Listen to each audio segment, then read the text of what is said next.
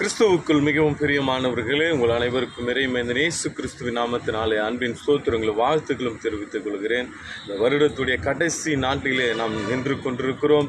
இந்த வருடத்தினுடைய துவக்கம் முதல் இந்நாள் வரைக்கும் ஆண்டவர் நம்மை கண்மணி போல பாதுகாத்து அவருடைய செட்டைகளின் மறைவிலே நம்மை ஆண்டவர் பாதுகாத்திருக்கிறார். அவர் இரத்த கோட்டைக்குள்ளாக நம்மை ஆண்டவர் மூடி மறைத்திருக்கிறார். இப்படியாக ஆண்டவர் நம்மை பாதுகாத்து வழிநடத்தி அவருடைய ஆசீர்வாதங்களை, அவருடைய சுகத்தை நமக்கு கொடுத்திருக்கிறார். அவருடைய பலத்தை நமக்கு கொடுத்திருக்கிறார். நமக்கு உதவி செய்திருக்கிறார். நமக்கு பலனை கொடுத்திருக்கிறார். இப்படியாக நம்மையும் நம்முடைய குடும்பத்தையும் நம்முடைய திருச்சபையுள்ள மக்கள் அனைவரையும் ஆண்டவர் பாதுகாத்திருக்கிறார், வழிநடத்திருக்கிறார்.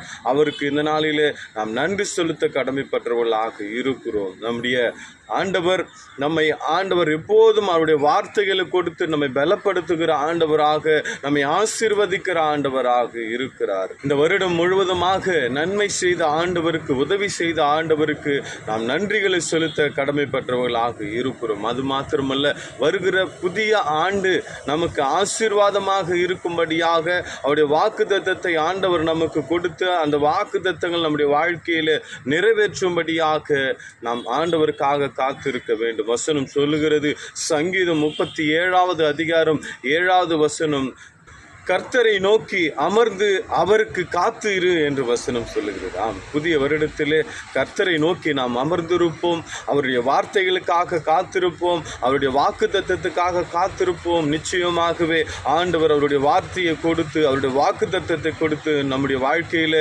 நமக்கு ஆசீர்வாதத்தை கொடுக்கிற ஆண்டவராக, அவருடைய வாக்கு தத்தத்தை நம்முடைய வாழ்க்கையில் அவர் நிறைவேற்ற வல்லவராக இருக்கிறார். கடந்த சில வருடங்களுக்கு முன்பாக பார்க்கிற போது, புது வருட ஆராதனையில் பார்க்கிற போது நமக்கு ஒரு வாக்குத்தத்த சீட்டை கொடுப்பார்கள். அந்த வாக்குத்தத்த சீட்டை பார்க்கிற போது 2 வசனங்கள் இருக்கும். ஒன்று நம்புவதற்கு, ஒன்று கீழ்ப்படிவதற்கு என்று இருக்கும். எதற்காக இதை சொல்லுகிறேன் என்றால், நாம் நம்முடைய வாழ்க்கையிலே நம்புவதற்கு என்ற வார்த்தைகளை மாத்திரமே நாம் பார்த்து கொண்டு ஆண்டவரை கேள்வி கேட்டு கொண்டிருக்கிறோம். ஆண்டவரே, இந்த வாக்குத்தத்தத்தை என்னுடைய வாழ்க்கையில் கொடுத்திர செய்யவில்லையே, ஆண்டவர் இன்னும் செய்யாமல் இருக்கிறோமே என்பதை நாம் என்ன பண்ணுறோம், வாக்குத்தத்தங்களை வைத்து ஆண்டவரை கேள்வி கேட்டு கொண்டிருக்கிறோம். பின்பாக இருக்கிற கீழ்ப்படிவதற்கு என்ற வார்த்தையை நாம் என்ன பண்ணுறதில்லை, கவனிப்பதும் கிடையாது. அந்த வார்த்தைகளை நம்ம நினைத்து கூட பார்ப்பது கிடையாது. எனவே இந்த உடன்படிக்கை என்பது இருபுறமும் 2 பேர் என்ன பண்ணுது, இணைந்து போடுவது தான் உடன்படிக்கையாக இருக்கிறது. நாம் இதை செய்கிற போது அவர் இதை செய்கிறேன் என்று சொல்லுகிறார். எனவே நம்முடைய வாழ்க்கையில ஆண்டவர் சொல்லுவதை நாம் செய்கிற போது நிச்சயமாகவே ஆண்டவர் சொல்லுகிறதை நம்முடைய வாழ்க்கையிலே அவர் செய்ய வல்லவராக இருக்கிறார். எனக்கு அன்பான தேவச்சனமே, வருகிற புத்தாண்டு உங்களுக்கு ஆசீர்வாதமாக ஆண்டுடைய வார்த்தைகள் உங்களுக்கு கொடுத்து அந்த வார்த்தைகளோட வாழ்க்கையில் நிறைவேற்றுவராக. நீங்கள் அமர்ந்திருங்கள், கர்த்தரை நோக்கி அமர்ந்திருங்கள், அவருக்கே காத்திருங்கள். நிச்சயமாகவே வாக்குத்தத்தங்களினாலும் ஆசீர்வாதங்களினாலும் அவருடைய வார்த்தையினாலும் உங்களை நிரப்புவாராக. God bless you.